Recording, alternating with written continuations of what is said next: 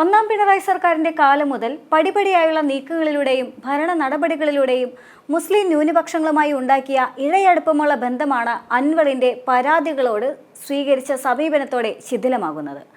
അതുകൊണ്ട് മുഖ്യമന്ത്രിക്കെതിരെ ഗുരുതര ആരോപണമുന്നയിച്ച PV അൻവറും അദ്ദേഹം ഉന്നയിച്ച പ്രശ്നങ്ങളും മതന്യൂനപക്ഷങ്ങളുമായി CPM-ഉം സർക്കാരും കഴിഞ്ഞ 10 വർഷം കൊണ്ട് ഉണ്ടാക്കിയ ബന്ധത്തിൽ വൻ വിള്ളലുണ്ടാക്കും. RSS നേതാക്കളുമായി ഊഴം വെച്ച് കൂടിക്കാഴ്ച നടത്തുന്ന ADGP-യോട് എന്തിന് ഈ മൃദു സമീപനം എന്നതാണ് അൻവർ ഉന്നയിച്ച പരാതികളിൽ ഏറ്റവും രാഷ്ട്രീയമാനമുള്ളത്. കൂടിക്കാഴ്ച സ്ഥിരീകരിച്ചിട്ടും അത് തെറ്റെന്ന് പോലും പറയാൻ മുഖ്യമന്ത്രി തയ്യാറാകാത്തതോടെ മതനിരപേക്ഷ വിശ്വാസികളായ മുസ്ലിം സമൂഹത്തിൽ പോലും വൻതോതിൽ അവിശ്വാസം പടർത്തിയിട്ടുണ്ട്.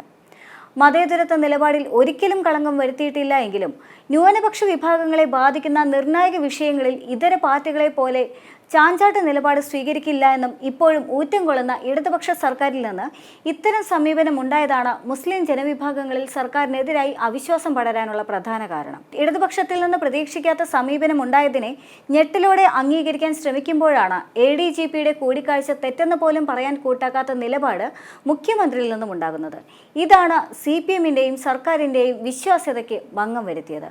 മുഖ്യമന്ത്രിയുടെ നിലപാട് രാഷ്ട്രീയമായി ശരിയല്ല എന്നും പിടിവാശിയുടെ രൂപത്തിലേക്ക് തരം താഴ്ന്നുവെന്നും ന്യൂനപക്ഷങ്ങൾക്കിടയിൽ വിമർശനമുണ്ട്. പിണറായിയുടെ പിടിവാശി പ്രവർത്തകർ അംഗീകരിക്കുമായിരിക്കും. പക്ഷേ മുഖ്യമന്ത്രി പിണറായിയുടെ പിടിവാശി അനാവശ്യമെന്ന് തന്നെയാണ് പാർട്ടിയിലെ പൊതുവെയുള്ള വികാരം.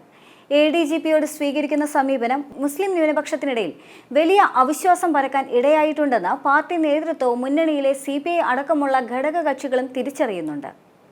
നിലപാടിലെ രാഷ്ട്രീയ അപകടം ബോധ്യമായിട്ടും അത് മുഖ്യമന്ത്രിയുടെ ശ്രദ്ധയിൽ കൊണ്ടുവരാനോ പാർട്ടി വേദികളിൽ ഉന്നയിക്കാനോ നേതാക്കൾ തയ്യാറാവാത്തതിലും അമർഷം പടരുന്നുണ്ട്. എന്നാൽ ഇതൊന്നും ഗൗനിക്കാത്ത മട്ടിലാണ് മുഖ്യമന്ത്രിയുടെ മുന്നോട്ടു പോക്ക്. മലപ്പുറം അടക്കമുള്ള മലബാർ ജില്ലകളിലെ പോലീസിന്റെ തെറ്റായ സമീപനത്തിന് എതിരെ PV അൻവർ MLA മാത്രമല്ല ശബ്ദമുയർത്തുന്നത്. മന്ത്രിസഭാംഗമായ V Abdurahman, MLA-മാരായ KT Jaleel, PTA റഹീം എന്നിവരും മുൻ MLA-ആയ കാരാട്ട് റസാഖിനും എല്ലാം ഇതേ പരാതിയുണ്ട്. മലപ്പുറത്ത് കേസുകൾ കൂടുതൽ എടുക്കുന്നതിനെതിരെ ആദ്യം ശബ്ദമുയർത്തിയത് മന്ത്രി അബ്ദുറഹ്മാനായിരുന്നു. ജില്ലയിലെ ന്യൂനപക്ഷ സമൂഹത്തിലടക്കം പുകയുന്ന അസ്വസ്ഥത മനസ്സിലാക്കിയായിരുന്നു അബ്ദുറഹ്മാന്റെ പ്രതികരണം. ഇതിനുശേഷമാണ് PV അൻവറും KT ജലീലും കാരാട്ട് റസാഖുമെല്ലാം പരാതി ഉന്നയിച്ചത്. വ്യാപകമായി ഉയരുന്ന ജനരോഷം പ്രതിഫലിപ്പിക്കാൻ ശ്രമിച്ച PV അൻവറിനെ ക്രൂശിക്കാൻ ശ്രമിക്കുന്നതും ന്യൂനപക്ഷ വിഭാഗങ്ങളിലുള്ള അസ്വസ്ഥത കൂട്ടിയേക്കും.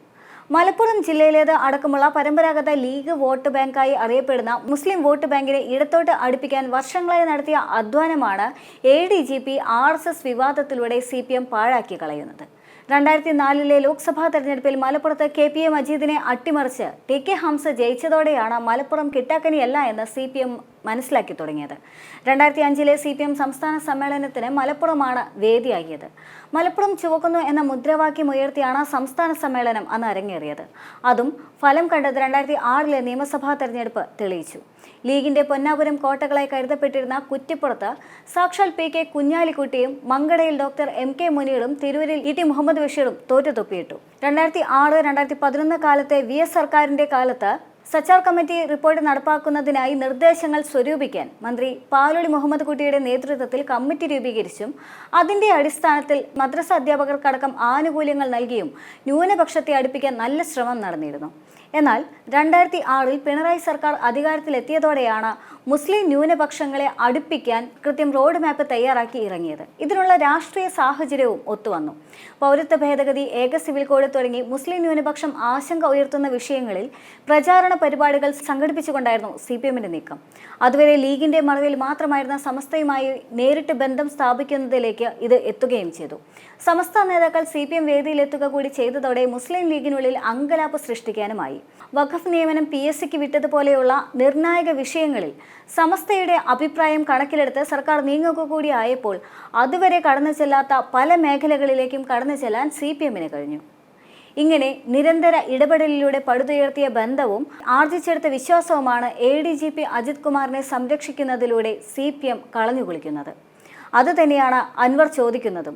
ഇനിയും അജിത്തിനെ ചേർത്ത് പിടിക്കാനാണോ മുഖ്യമന്ത്രി ശ്രമിക്കുന്നത്? എങ്കിൽ CPM-ന്റെ കേരളത്തിലെ അവസാനത്തെ മുഖ്യമന്ത്രിയാകും പിണറായി എന്നാണ് അൻവറിന്റെ മുന്നറിയിപ്പ്. CPM-നെ സംബന്ധിച്ച് അതൊരു പ്രശ്നം തന്നെയാണ്.